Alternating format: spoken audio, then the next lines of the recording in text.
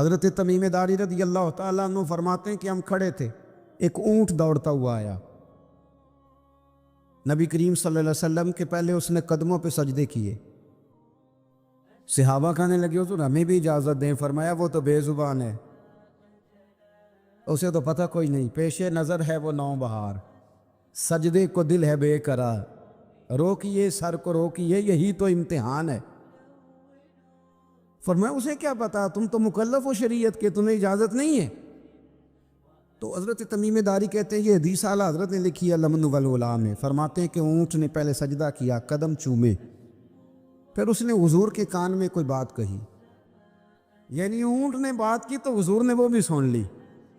اعلیٰ حضرت کہتے ہیں جو پناہ میں آتا ہے بچ جاتا ہے، کہتے ہیں رسول کریم نے نا اونٹ کی پشت پہ ہاتھ پھیرا اور اللہ کے محبوب فرمانے لگے فکر نہ کر، اب تو آ گیا ہے نا، تو جیسے تو کہے گا ویسے ہی ہو جائے گا، جیسے تو کہے گا ویسے ہی۔ ابن ماجہ میں موجود ہے، پر میں چونکہ فاضل بریلوی رحمۃ اللہ علیہ کی کتاب سے پیش کر رہا ہوں الامن والالا سے، تو میں اسی انداز میں پیش کر رہا ہوں جس انداز میں وہاں ہے۔ حضرت تمیم داری کہتے ہیں کہ ہماری سمجھ میں بات کوئی نہ آئی، تھوڑی دیر گزری تو کچھ لوگوں نے ہاتھوں میں رسیاں پکڑی ہیں، خنجر پکڑے ہیں، دوڑے آئے، یا رسول اللہ یہ ہمارا اونٹ ہے۔ حضرت تمیم داری کہتے ہیں میں نے دیکھا کہ جب وہ آ گئے نا خنجر لے کے، تو اونٹ حضور کے پیچھے چھپ گیا، آج لے ان کی پناہ، آج مدد مانگ ان سے، وہ حضور کے پیچھے چھپ گیا۔ تو کہتے ہیں کہ نبی کریم صلی اللہ تعالیٰ علیہ وسلم نے فرمایا کیا مسئلہ ہے بھائی؟ یا رسول اللہ ہمارا اونٹ ہے، ذبح کرنے لگے تھے دوڑ آیا ہے۔ تو حضور فرمانے لگے وہ تو تمہاری شکایت کر رہا ہے۔ وہ کہتا ہے یا رسول اللہ میں نے برسوں ان کی نوکری کی، برسوں میں نے بڑی نوکری کی، صحیح کہتا ہے؟ یا رسول اللہ ٹھیک کہتا ہے، حضور اب بوڑھا ہو گیا ہوں، تھوڑا زیادہ بوجھ نہیں اٹھا سکتا، تو مجھے ذبح کر کے کھانا چاہتے ہیں، میں مرنا نہیں چاہتا۔ نبی کریم فرمانے لگے اچھے لوگ یہ صلہ دیتے ہیں؟ انہوں نے عرض کی حضور آپ حکم کر دیں، ہم اس کو چھوڑ دیتے ہیں یا رسول اللہ، نہیں ذبح کریں گے، خدمت کریں گے۔ حضور فرمانے لگے نہیں، اب میرے پاس آیا ہے نا، اب میں نے واپس نہیں کرنا، آج ہو گیا ہے، آج لے ان کی پناہ، آج مدد مانگ ان سے، آج ہو گیا یا رسول اللہ پھر رکھ لیں۔ حضور نے فرمایا نہیں بھائی پیسے بتاؤ کتنے ہیں؟ یا رسول اللہ نہیں نہیں کچھ نہیں۔ نبی کریم علیہ السلام نے فرمایا نہیں، بتاؤ کتنے، بتاؤ کتنے۔ انہوں نے کہا حضور ایک دفعہ ریٹ لگایا تھا تو 100 دینار لگا تھا، حضور نے فرمایا بلال دے دو 100 دینار، 100 دینار دے دیا۔ اعلیٰ حضرت فرماتے ہیں دیکھو ان کی پناہ میں آنے کی برکتیں کتنی ہیں۔ ان سے کہا تم جاؤ، وہ چلے گئے، حضور نے پشت پہ ہاتھ پھیرا، فرمایا جا تو آزاد ہے۔ حضرت تمیم داری کہتے ہیں وہ پہلے گیا پھر پلٹ کے آیا، اس نے نبی پاک کے کان میں کو بات کی، کئی باتیں کی، پر میں ایک بات کرتا ہوں، کئی باتیں کی، ایک بات کی تو حضور رو پڑے، اونٹ چلا گیا، ہم نے عرض کی حضور یہ کیا کہہ گیا ہے؟ تو محبوب فرمانے لگے یہ کہہ گیا یا رسول اللہ جس طرح آپ نے مجھے چھری سے بچایا ہے، میں دعا کرتا ہوں اللہ آپ کی امت کو جہنم سے محفوظ فرمائے، اللہ جہنم سے بچائے آپ کی امت، اس طرح مجھے چھری سے آپ نے محفوظ کیا۔ میری بات پہ توجہ فرمائیے گا۔ حضرت جریر بن عبداللہ رضی اللہ تعالیٰ عنہ فرماتے ہیں میں چھوٹی سی تجارت کرتا تھا، کاروبار، کچھ لوگ سمجھتے ہیں کہ اللہ صرف مسجد میں ملتا ہے، حالانکہ ترمذی شریف میں حدیث موجود ہے، نبی پاک علیہ السلام نے فرمایا جو سچا تاجر ہوگا نا، تجارت سچائی سے کرے، اللہ قیامت کے دن اسے نبیوں کے ساتھ جگہ عطا فرمائے گا۔ کتنا بڑا درجہ ہے۔ حضرت معروف کرخی رحمۃ اللہ تعالیٰ علیہ کے زمانہ مبارکہ میں کچھ لوگ آپ کی خدمت میں آئے کہ حضور بارش نہیں ہوتی دعا کر دے، تو آپ فرمانے لگے وہ میری خانقاہ کے، میرے مدرسے کے، میری مسجد کے سامنے ایک کریانے کی دکان والا ہے، اس سے دعا کراؤ بارش ہو جائے گی۔ لوگ اس کے پاس گئے کہ جناب دعا کر دے بارش نہیں ہوتی، تو اس نے کہا حضرت معروف کرخی سے دعا کرائیں۔ کہنے لگے انہوں نے بھیجا ہے، تو کہنے لگا مجھے تو لفظ بھی سیدھے نہیں آتے، چلو انہوں نے بھیجا ہے تو مانگ دیتے ہیں دعا۔ کہنے لگا اے اللہ مہربانی فرما ان کو بارش عطا فرما۔ ابھی لوگ کہتے ہیں اس کی دعا مکمل بھی نہیں ہوئی تھی کہ رب کریم نے اہل بغداد کو بارش عطا فرما دی۔ یہ بارش ہو گئی نا تو وہ جو کچھ لوگ تو چلے گئے، جو صاحب نظر لوگ تھے وہ حضرت معروف کرخی کی خدمت میں آئے، جو تجسس میں رہتے، انہوں نے کہا حضور سمجھ نہیں آئی ہے، یہ ہمارے ساتھ ہی رہتا ہے، عام سا بندہ ہے، آپ نے کہا اس سے دعا کرائیں، کیا رات کو جب دنیا سو جاتی ہے تو یہ مسجد آ جاتا ہے، تنہائی میں عبادت کرتا ہے؟ تو حضرت معروف کرخی فرمانے لگے ایسی کوئی بات بھی نہیں۔ کہا حضور پھر آپ نے اس سے دعا کرنے کو کیوں کہا؟ تو آپ فرمانے لگے 30 سال ہو گئے میرے سامنے دکان کرتا ہے، یہ سودا جب بھی تولتا ہے پورا تولتا ہے، یہ لوگوں کی خیر خواہی کرتا ہے، تو جو بندہ اللہ تبارک و تعالیٰ کے بندوں کے ساتھ اتنا وفادار رہتا ہے، رب اس کی دعائیں ضرور قبول فرمایا کرتا ہے۔ حضرت جریر بن عبداللہ رضی اللہ تعالیٰ عنہ کہتے ہیں میں نے جب کلمہ پڑھا نا تو میں تجارت کرتا تھا چھوٹی سی، اگر تو سمجھتا ہے نا کہ میں اپنے اوپر دین کو پورا نافذ نہ کروں گا تو پھر جزوی مسلمان تو کہیں کہا ہی نہیں گیا۔ میرے اعلیٰ حضرت فاضل بریلوی رحمۃ اللہ تعالیٰ علیہ سے کسی نے پوچھا تھا حضور نیک کون ہوتا ہے؟ تو اعلیٰ حضرت فرمانے لگے جس کی تنہائیاں صاف ستھری ہوتی، جو اکیلے میں اللہ سے ڈرتا ہے، جو تنہائی کے اندر صاف ستھرا ہوتا ہے۔ محفل میں تو میری طرح سارے سج سمر کے آتے، فرمایا جو اکیلا بیٹھا ہو اور اس پر اللہ کا خوف طاری ہو وہ اصل میں نیک بندہ ہوتا ہے۔ میرے بھائی حضرت جریر بن عبداللہ کہتے ہیں میں نے جس دن کلمہ پڑھا تو عرض کی یا رسول اللہ صلی اللہ علیہ وسلم کو نصیحت فرمائے، تو نبی پاک صلی اللہ علیہ وسلم نے فرمایا الدین النصیحہ، میرا سارا دین کسی کی خیر خواہی کرنے کا نام، بھلا کر کسی کا۔ حضرت جریر ابن عبداللہ نے وہ بات سنی اور چلے گئے، کہتے میں پہلے دن گیا، اس دلغابہ کے اندر یہ چیز روایت موجود ہے، کہتے میں پہلے دن گیا ایک یہودی سے میں نے گھوڑا خریدا اور 3 دینار میں میرا اس کے ساتھ سودا طے ہو گیا۔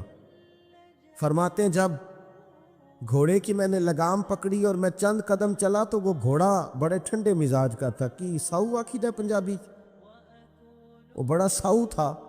کہتے ہیں وہ بالکل میرے ساتھ ساتھ چلنے لگا تو میں واپس پلٹا اور میں نے اس یہودی سے کہا یہ تو گھر میں بھی رکھنے کے لیے بڑا اچھا ہے، یہ تو سواری گھر میں بچوں کے درمیان بھی ٹھیک ہے، 3 دینار نہیں تو 6 دینار رکھ، تیرا مہنگا ہے۔ کہتے ہیں وہاں کے کھول کے میری طرف دیکھنے لگا۔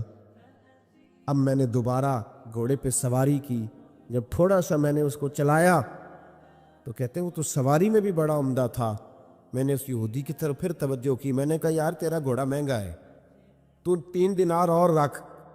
کہتے مجھے کہنے لگا تو وہی ہے جو پہلے آتا تھا یا تو بدل گیا ہے؟ میں نے کہا نہیں اب میں بدل گیا ہوں، اب میں وہ نہیں ہوں، اب میرے اندر تبدیلی آ گئی، مجھے کسی نے بدل دیا ہے۔ کچا رنگ للاری والا جڑا چڑھدا لیندا رہندا، اے عشق تیرے دا رنگ محمد چڑھ جائے پھر نہیں لیندا، میں بدل گیا ہوں۔ کہتے کہا بات تو بتاؤ؟ تو فرمانے لگے یار میں تجھے اگر 9 دینار دے کے بھی منڈی میں جاؤں گا تو میرا وہاں پھر بھی 12 کا بکے گا، تو اگر 3 دینار اللہ مجھے اس میں سے پھر بھی دے دے گا تو میں تیرے 6 کیوں رکھوں، تو رکھ۔ تو یہودی کہنے لگا جناب آپ بتائیں تو صحیح آپ کیسے بدلے؟ تو فرماتے میں نے اس سے کہا کہ بدل اس طرح گیا ہوں کہ میں نے مدینے والے محبوب کا کلمہ پڑھ لیا ہے، اور میرے نبی پاک صلی اللہ تعالیٰ علیہ وسلم نے مجھ سے فرمایا ہے کہ لوگوں کی خیر خواہی کرنا، بھلا کرنا، کسی کا نقصان نہ کرنا، کسی کے ساتھ زیادتی نہ کرنا، کسی کو لوٹنا نہ۔ اب میں بدل گیا ہوں، میرے اندر انقلاب آ گیا، اب میں شعوری طور پر ایک انسان بن گیا ہوں۔ کہتے ہیں یہ کہہ کہ جب میں نے گھوڑے کا رخ موڑا نا تو یہودی چھلانگ لگا کے میرے پیچھے بیٹھ گیا، میں نے کہا تو کہاں جا رہا ہے؟ کہنے لگا مجھے بھی وہیں لے چل جس نبی نے تجھے بدلا ہے، میں بھی ان کی خدمت میں جانا چاہتا ہوں۔ ہم انقلاب لانا چاہتے ہیں تقریروں سے، جو بندہ بھی سٹیج پہ بیٹھتا ہے نا اب تو لوگ کنٹرول ہی نہیں کرتے کہ وہ کیا کہہ رہے ہیں۔ ادعو الی سبیل ربک بالحکمت والموعظۃ الحسنہ، اچھے طریقے سے لوگوں کو دین کی طرف بلانا چاہیے۔ اور چونکہ ہمارے ہاں یہ سٹیٹس بھی نہیں ہے کہ کس نے بیٹھنا ہے یا کس نے نہیں بیٹھنا، لہذا میری طرح جو بھی بیٹھ جاتا ہے سب سے نیک وہی ہوتا ہے، باقی وہ نہ اسے پہلے کوئی اچھا آدمی گزرا ہوتا ہے معاذ اللہ، اور نہ اسے اپنے معاصرین میں کوئی نظر آتا ہے، اور بعد والے تو ویسے نہیں نہ اچھے ہوتے۔ تو بھائی یاد رکھیں انقلاب صرف تقریروں سے نہیں آتا، عمل دیکھتے ہیں لوگ. اعلیٰ حضرت فاضل بریلوی کے چھوٹے صاحبزادے تھے حضور مفتی اعظم ہند. تو کسی شخص نے ان سے پوچھا کہ حضور کیا مطلب ہے؟ تھوڑی دیر لوگوں کا دوستانہ رہتا ہے پھر ٹوٹ جاتا ہے. تو آپ فرمانے لگے جب تک تو لوگ باتیں سنتے ہیں تب تک تو لوگ ساتھ رہتے ہیں، اور جب تھوڑا سا عمل دیکھنے لگتے ہیں پھر پیچھے ہٹنے لگتے، پھر وہ بیک ہونے لگتے. اسی لیے تو محبوب نے فرمایا کسی کو پرکھنا ہو تو لین دین کر کے دیکھ، اس کے ساتھ سفر کر کے دیکھ، وقت بتا کے دیکھ، پھر تجھے پتہ چلے. میلاد ایک انقلاب ہے، بدل جانے کا نام. نبی پاک کے غلام بدل جایا کرتے، ان کی وہی کیفیات نہیں رہتی. حضرت ابو ذر غفاری رضی اللہ تعالیٰ عنہ فرماتے ہیں میں اپنے غلاموں کے معاملے میں اتنا سخت تھا کہ لوگ دوسرے مثال دیتے تھے اپنے غلام کو کہ پھر تیرا وہی حال کروں جو ابو ذر اپنے غلاموں کا کرتا ہے. اتنا میں سخت مارتا تھا. ہم بھی بڑے ڈکٹیٹر ہوتے ہیں نا اپنے اپنے ہاں، کہتے ہیں جی میرے آگے کوئی نہیں بولتا جی، کسی کی ضرورت ہی نہیں جی، بالا دی کی مجال ہے انہوں دی اماں دی کی ضرورت ہے. او بھائی ایسے نہ کر. دنیا میں سب سے خوبصورت شخص وہ ہوتا ہے جس کو لوگ اپنا دکھ بتانا آسان سمجھتے، جس کے لوگ قریب جاتے ہیں. تو کس طرح کا بن گیا ہے کہ تیرے اپنے بھی تیرے قریب نہیں جاتے، اور پھر تو اپنی تعریف کر رہا ہے. دنیا میں بہترین شخص وہ ہوتا ہے جس تک لوگوں کی رسائی آسان ہوتی ہے، جس کو لوگ اپنی بات آسانی سے بتا سکیں، وہ سمجھے کہ یہ ہمارا مداوع کرے گا. حضرت ابو ذر غفاری کہتے ہیں بڑا سخت تھا. جس دن میں کلمہ پڑھنے آیا نا تو محبوب تو جاننے والے ہیں نا، وَعَلَّمَكَ مَا لَمْ تَكُنْ تَعْلَمْ. حضور کو تو اللہ نے کنجیاں عطا فرمائی ہیں نا غیب کی. تو محبوب پاک علیہ السلام کی بارگاہ میں جب کلمہ پڑھنے حاضر ہوا تو محبوب علیہ السلام سے عرض کی حضور کوئی خاص بات؟ تو حضور نے بڑی وصیتیں اور نصیحتیں فرمائیں، اور پھر میری طرف محبوب نے اس طرح دیکھا کہ میرے دل کے سارے عیب دھلنے لگے. تو محبوب فرمانے لگے تیرے لیے خاص بات ہی ہے کہ اپنے غلاموں کے ساتھ اچھا سلوک کرنا. اپنے غلاموں کے ساتھ بے خبر ہو جو غلاموں سے وہ آقا کیا ہے. اپنے غلاموں کے ساتھ جاگ رہے نا آپ لوگ، کن کے ساتھ؟ اب تو غلام نہیں نہ ہوتے ہوں نے اج 2 لاکھ دے کے ڈیرے تے نہیں بنی دا جی. وہ اس کو تنخواہ دی جاتی ہے 6,500، اور سارا بچہ اس کا بال بچہ بھی نوکری کرتا ہے، اور اس کو رہائش بھی وہاں دی جاتی ہے جہاں بھینسیں باندھی جاتی ہیں. یہ ظلم ہے. اس کے باوجود ہم پڑھے لکھے ہیں، حاجی صاحب بھی ہیں، نمازی بھی ہیں. میں غور کرنا کہتے ہیں جی یہ سیانے نہیں. تو میں کہتا ہوں جب بندے کے پاس پیسے نہیں ہوتے تو عقل بھی نہیں ہوتی. جیدے گھر دانے وہ دے کملے بھی سیانے، میری غربت نے کیا مجھ کو زمانے میں بدنام. تیری دولت نے تیرے عیب چھپا رکھے. اور بھائی جب یہ پردہ ہٹے گا دولت کا تو پھر پتہ چلے گا کہ تیری قدر زمانہ کتنی کرتا ہے. اپنے غلام سے ہمارے پڑھے لکھے لوگ میں نے دیکھے ہیں، بڑی بڑی سوسائٹیوں میں رہنے والے، ان کا ملازم ان کے ساتھ بیٹھ کے روٹی نہیں کھا سکتا. ٹیبل پہ جگہ موجود ہے، کرسی کی جگہ ہے، لیکن وہ کہتے ہیں نہیں وہ ڈرائیور کو نہ وہیں گاڑی میں بھیج دو، وہیں کھا لیں. کیوں بھائی؟ وجہ کیا ہے؟ پیرانے اذان جو میری طرح کے پیر صاحبان ہیں وہ بھی کہتے ہیں مرید نہیں جی میرے نال بہندے کہنے نے زی ادب کرنی ہے، لہذا میرے لیے چھوٹے گوشت دا شوربہ اورا کر لو، انہوں نے باقی اتھے دے آؤ. یہ کیا طریقہ ہے بھائی؟ یہ کہ اگر حضرت بلال حبشی مصطفیٰ کے ساتھ ایک پلیٹ میں کھا سکتے ہیں، ایک پلیٹ میں. سمامہ بن اسال سے کسی نے کہا تو نبی پاک سے متاثر کیسے ہوا؟ تو کہنے لگا اس دن میں متاثر ہوا تھا جب محبوب پاک کھانا کھا رہے تھے ایک پلیٹ میں، اسی میں ابو بکر صدیق بھی تھے، اسی میں سلمان فارسی بھی تھے، اور اسی میں بلال حبشی بھی تھے. تو پھر میں متاثر ہو. بہرحال بات دور چلی جائے گی. حضرت ابو ذر غفاری رضی اللہ تعالیٰ عنہ فرماتے ہیں جب میں کلمہ پڑھ کے واپس آیا، توجہ کیجیے گا میں بس 1-2 بات کے بعد بات سمیٹنے لگا ہوں. فرماتے ہیں جب میں کلمہ پڑھ کے واپس آیا تو میرے غلام بیٹھے تھے. نبی پاک صلی اللہ علیہ وسلم سے نکلتے وقت میں نے عرض کی یا رسول اللہ صلی اللہ علیہ وسلم آخر سلوک کرنا کس طرح کا ہے غلاموں کے ساتھ؟ تو محبوب نے فرمایا جیسا کھانا ویسا انہیں بھی کھلانا، جیسا پینا ویسا انہیں بھی پلانا. بھئی ایسا ہو سکتا ہے کہ بندہ جیسے کپڑے خود پہنے اس کا نوکر بھی ویسے ہی پہنے؟ توجہ ہے میری بات پر؟ ہوا ایسا کبھی دیکھا ہے آپ نے؟ لیکن حضور نے یہ بیان، بلکہ مولا علی شیر خدا کے غلام تو کہتے ہیں کہ حضرت علی ہمیں گھر لے جاتے ہیں، یہ بھی حضرت علی کی شان ہے۔ ہاں جی، یہ بھی بیان ہونی چاہیے، اور یہ نظر بھی آنی چاہیے کبھی کبھی ان کا نام لینے والوں۔ حضرت علی کے غلام کہتے ہیں میں مولا علی کے ساتھ بازار گیا تو حضرت علی نے 2 جوڑے خریدے۔ اس طرح ہم بھی 2 طرح کے نہیں خریدتے، ایک پہننے والا، ایک دینے دلانے والا۔ دین دوان والے لہدہ دے دیا جی، کیا بات ہے میرے حضور علیہ الصلوۃ والسلام نے یہ کہا ہے کہ مومن وہ ہوتا ہے جو اپنے لیے پسند کرے وہی اپنے بھائی کے لیے۔ تو وہ دکاندار نے بھی ایک رکھا ہوتا ہے چورا لہدہ کر کے، وہ کہتا ہے دین دوان والے لے دو، اور پھر اس پہ بڑے رٹے ہوتے ہیں۔ بہرحال یہ سماجی مسئلہ ہے، اس پر میں چلتا نہیں ورنہ بڑی دور تک جانا پڑے گا۔ عرض یہ کرنا چاہ رہا ہوں کہ حضرت علی شیر خدا رضی اللہ تعالیٰ عنہ کے غلام کہتے ہیں میں مولا علی کے ساتھ گیا، انہوں نے 2 جوڑے خریدے۔ ایک جوڑا انہوں نے ایسا خریدا جو بڑا مہنگا تھا، اور ایک وہ خریدا جو بڑا سستا تھا۔ فرماتے ہیں میں سمجھ گیا کہ وہ سستا میرے لیے ہے اور جو قیمتی ہے وہ شیر خدا پہنیں گے۔ لیکن فرماتے ہیں جب واپس آنے لگے اور ایک جگہ سے جدا ہونے لگے، مجھے اپنے حجرے میں جانا تھا، حضرت علی کو اپنے حجرہ مبارکہ میں جانا تھا، تو شیر خدا نے جب مجھے جوڑا تھمایا تو وہ تھمایا جو مہنگا تھا۔ میں نے عرض کی حضور یہ کیا ہے؟ آپ فرمانے لگے میں بوڑھا ہوں تو جوان ہے، تیرے اوپر یہ زیادہ جچے گا۔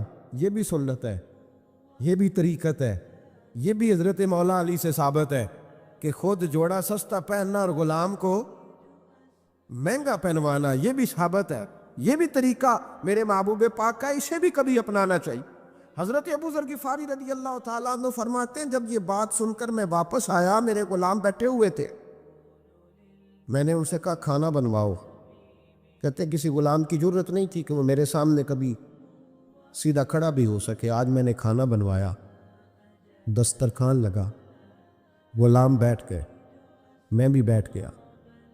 فرماتے ہیں جب ان سب کو بٹھا کے میں اپنے ساتھ کھانا کھلانے لگا تو وہ روٹی اٹھاتے تو ان کے ہاتھ کانپتے، وہ ڈرتے۔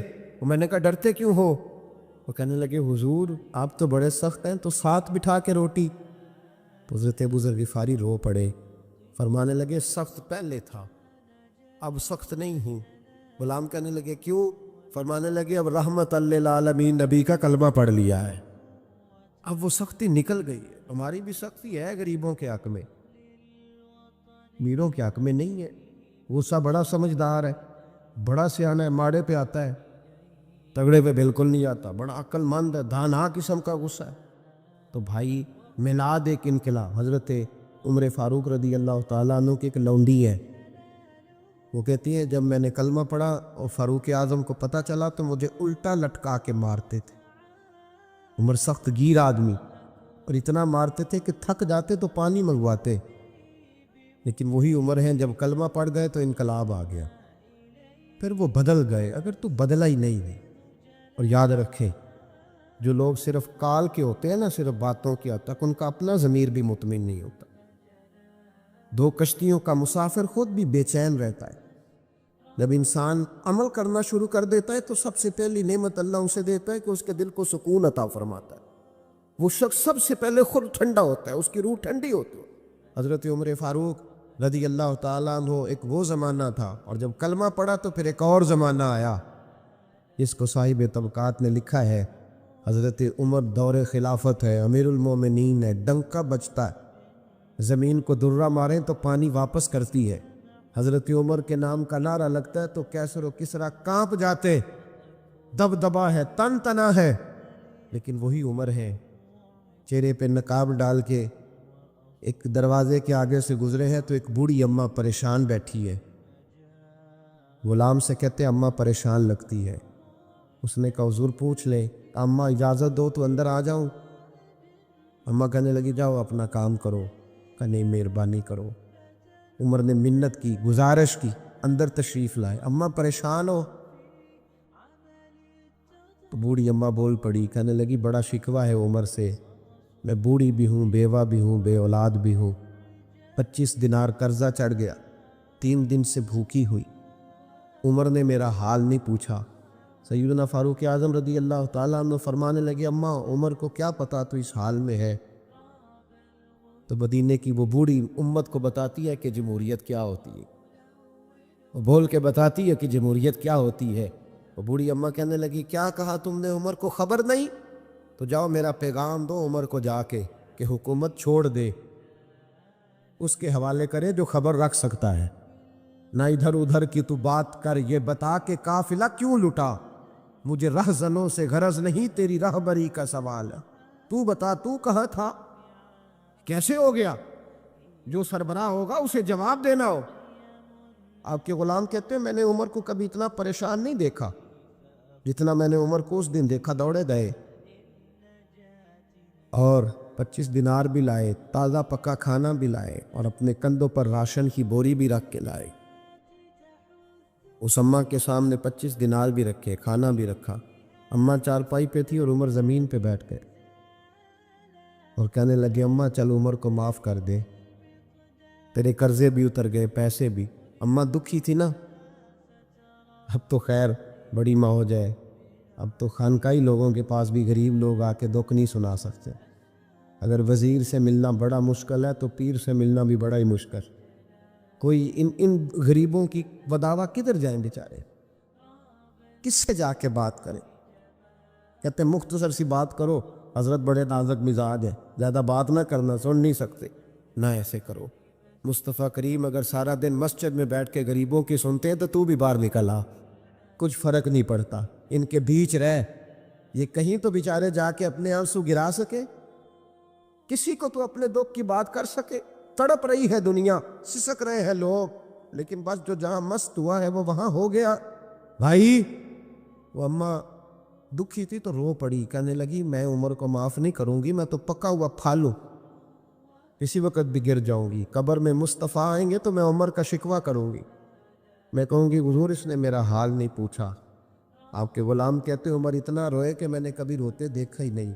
او بھائی عمر منا رہے ہیں اس اماں کو، اس اماں کا 4000 ووٹ نہیں، اس اماں کی برادری کا 25,000 ووٹ نہیں، یہ آکسفورڈ یونیورسٹی کی ڈگری ہولڈر نہیں، یہ وہ والی اماں نہیں جس کے ختم پہ سارے اعلان کریں کہ مجھے بھی دیا کرتی تھی توڑا، اور میرے لیے بھی اماں بڑی اچھی تھی، مجھے بھی بڑا چاہتی تھی، یہ وہ والی نہیں۔ تو بے آبرو بے آسرا عورت ہے، بیچاری پریشان ہے، رو رہی ہے۔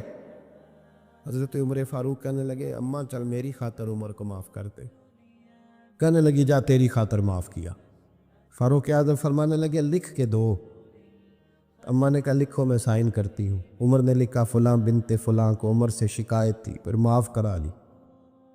سائن کرانے کے لیے آگے بڑھایا تھا کہ مولا علی شیر خدا آ گئے۔ حضرت عبداللہ ابن مسعود رضی اللہ تعالی عنہما تشریف لائے۔ عمر یہاں کھڑے ہو، سارے مدینے میں ڈھونڈ کے آیا ہوں۔ اماں نے سنا عمر تھا، یہ میں نے کیا کہہ دیا؟ اماں اٹھی، جناب عمر فرمانے لگے اماں تو نے جو کہا صحیح کہا، اب اپنی بات پہ قائم رہ، ذرا سائن کر دے۔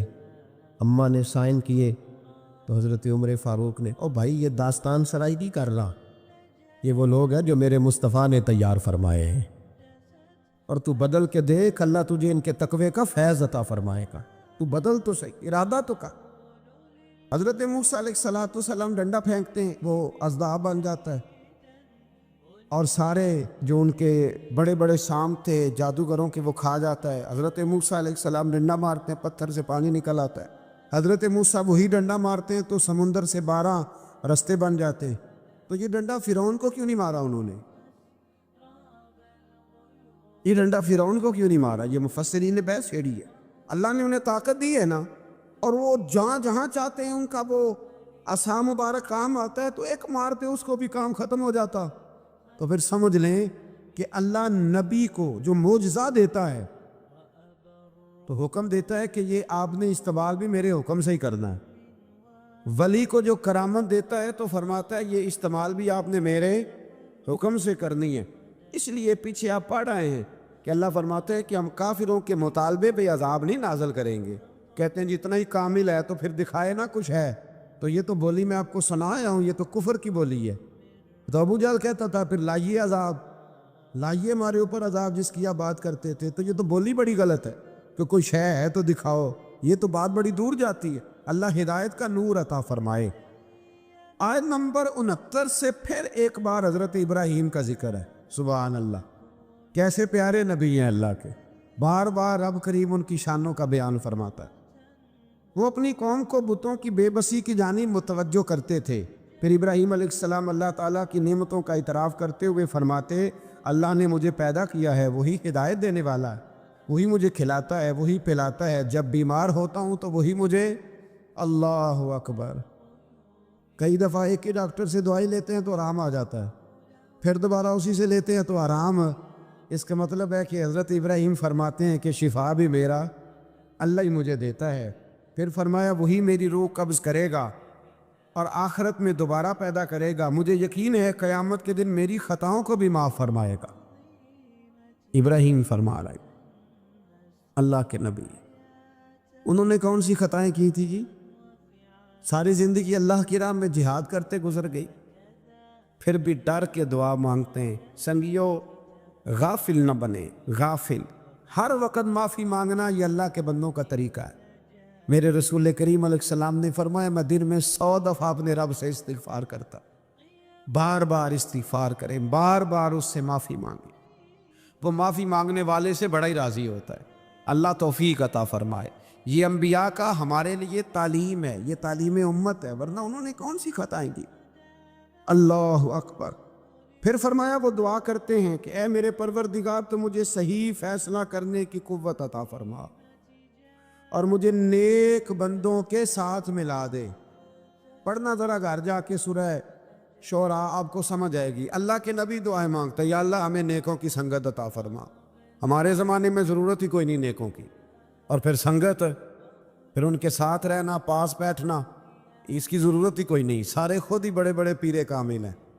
بلکہ اب تو بہت سارے لوگ کہتے ہیں پیر صاحب کو بھیجو تھوڑی دیر میرے پاس بیٹھے، میں کو سبق پڑھاؤں، معاذ اللہ تعالیٰ۔ اے اللہ بعد میں آنے والے لوگوں میں میرا ذکر خیر سچائی کے ساتھ جاری فرما، مجھے جنت کی نعمتوں کا وارث بنا اور مجھے قیامت کے دن رسوا نہ فرمانا۔ یہ پتہ کیا ہے؟ یہ نا بندے کا اللہ سے رشتہ ہے، یہ رشتہ ہے۔ بندہ جب اس کی نعمتوں کو سوچتا ہے اور پھر اپنی روزمرہ کی عبادت کو، نیکی کو سوچتا ہے، تو پھر کہتا ہے اللہ تو نے بڑا دیا ہے، مجھے رسوا نہ کر دینا۔ یہ کئی دفعہ خفیہ تدبیر بھی ہوتی ہے نا، ہاں یہ کئی دفعہ بہت شانیں جب مل جاتی ہیں تو خفیہ تدبیر بھی ہوتی ہے، خفیہ تدبیر بھی ہوتی ہے۔ ایک درویش کہا کرتے تھے کہ جب اللہ تعالیٰ تمہیں دنیا میں بہت سارا اجر دے دے نا، نیکیاں دے دے، پیار کرنے والے دے دے، دولت دے دے، تو پھر بھی اللہ سے ڈرا کرو کہیں ایسا تو نہیں کہ وہ ساری نیکیوں کا اجر دنیا میں دینا چاہتا ہے اور آخرت میں تمہارا حصہ ہی کوئی نہیں، سارا کچھ یہی نہ دے دے۔ اس لیے اس کی بارگاہ ناز میں یہ بھی دعا فرمائیں کہ اللہ قیامت کی رسوائی سے محفوظ فرمائے۔ اللہم استرنا بسترک الجمیل، اللہ سونے پردوں میں سے ایک پردہ نصیب فرما۔ آیت نمبر 91 سے متقین اور سرکش لوگوں کے ساتھ ہونے والے سلوک کا ذکر فرمایا۔ ایک نے ساری زندگی تقویٰ کیا، ایک نے سرکشی کی، گھوڑوں کی طرح بھاگا، مرضی کی زندگی جیا۔ اللہ نے دونوں کا ذکر فرمایا اور فرمایا گمراہ لوگوں کے جہنم میں آپس میں لڑنے اور ہر طرف سے نا امید ہونے اور ان کے دنیا میں واپس جا کر ایمان لانے کی ناممکن خواہش ہے۔ یہاں بڑے لوگ کہتے ہیں جی اللہ چاہے اور نیکوکاروں کو جو ہے وہ معاذ اللہ دوزخ میں ڈال دے اور ہمیں اللہ چاہے تو بخش دے۔ جس نے اٹھتی ہوئی جوانی میں بھی اپنی نظر جھکا کے رکھی اور جیب میں لاکھوں کروڑوں ہونے کے باوجود بھی اپنے رب کی رضا والی بات کی، اور تو ساری زندگی گزارے بے حیائی اور فحاشی میں اور دعوے تو عجیب کر دے۔ اللہ بے نیاز ضرور ہے پر بے انصاف نہیں، بے نیاز ضرور ہے پر وہ بے انصاف، یہ سمجھ لیں۔